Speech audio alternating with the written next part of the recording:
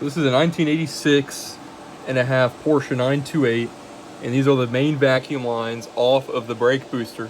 These vacuum lines go to 5 places. They go to the vacuum tank, the cruise control diaphragm, the inside air conditioning controls. It also goes to, it has an extra test port, and included on it is a check valve. I went through and tested with my vacuum meter here each port individually. What we found is there's a leak in the cruise control module. This check valve is faulty, so I went ahead and replaced my ports here, and I deleted the extra test port. I'm gonna get a check valve later on, but in the meantime this works. And so those valves are pretty important. They run your recirculation vent right here, and they also close your, right down there is your heater control valve, and they also control several other vents inside the car here. So if I turn on the car,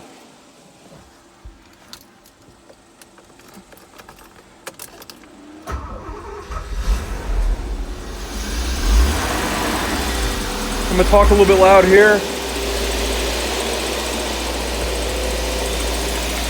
My vent there is actually open. Recirc vent. So go here.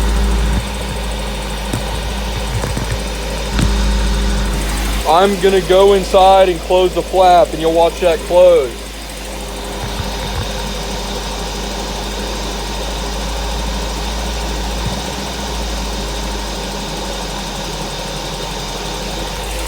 Now I'm going to go inside, flip it again, we'll watch it open up with vacuum.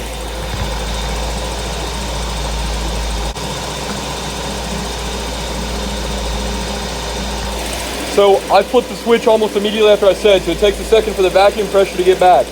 Additionally, we have the heater control valve right there. Let's watch the heater control valve actually.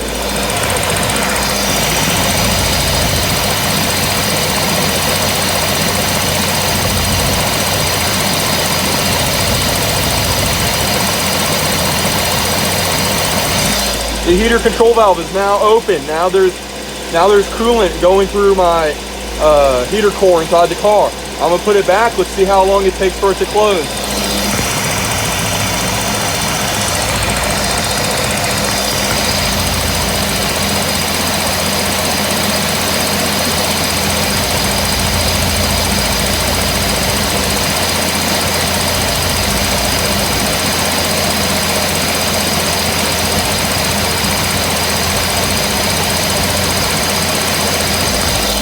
That did take several seconds. That took, what, 10-15 seconds. So those are probably mixtures of things. It's like he's actuating it again there.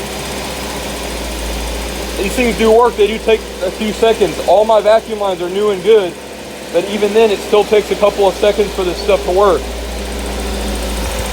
In addition, for the AC system, I've replaced the expansion valve. I've also replaced the dryer.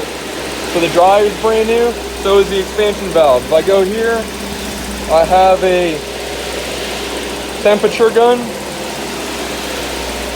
Let's read temperatures, okay. This is something that's kind of interesting. Let's check the fuel rail. Fuel rail, 112 degrees. Top of the radiator, 133 degrees. Thermostat, 150 degrees. Outer hose 172, inner hose 140-ish. But let's go to the expansion valve. This is no movement, just my air fans, but we're not even moving forward. It's about 90 degrees Fahrenheit. Getting about 32 degrees, 31 degrees off of my expansion valve. That's not even moving forward. The reason why I show all the temperatures is I recharged my air conditioning system several times, and I was like, man, it must be the expansion valve, it must be the dryer. So I replaced all those items, and the air was just subpar coming out inside the vents inside the car. It was cool, but it seemed like it was fighting.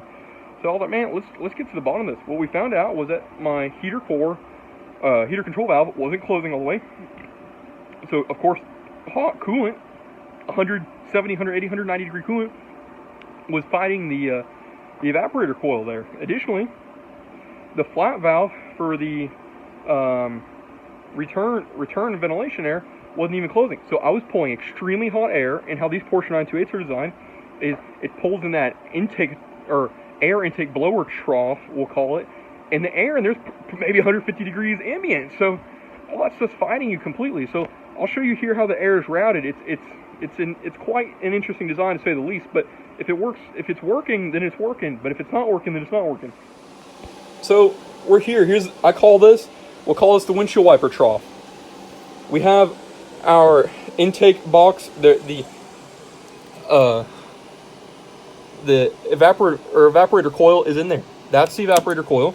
The blower motor sits right here. The blower motor has passive air to come in. Where does it get the air? It gets the air from right in here.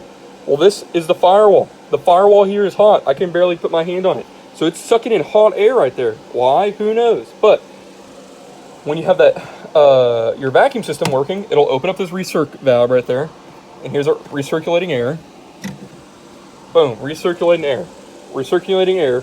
One, there's no restriction. There is no restriction whatsoever. It's coming from inside the cabin, and it's cool air. So better flow, colder air, sucks through up here, and there's no leaves can get caught in there, so it'll go through here. I've cleaned that out, so there's going to be better airflow and better mixing, or better cooling efficiency. So all this stuff together is going to make really good AC, and that's the reason why your Porsche 928 won't get colder than, let's call it 70 degrees. I bet your AC system's charged. I bet it doesn't work. And all you guys with rear AC vents who wonder why it doesn't work, it's all the little stuff like this that add up in the end. Look at this. The fuel is sweating right there. The fuel's cooler is sweating. And we measured the fuel rail is 120 degrees. 120 degree fuel. 120 degree fuel doesn't ignite as well as colder fuel does. So if that's working better, your fuel's gonna be colder, your car's gonna have more power. End of story.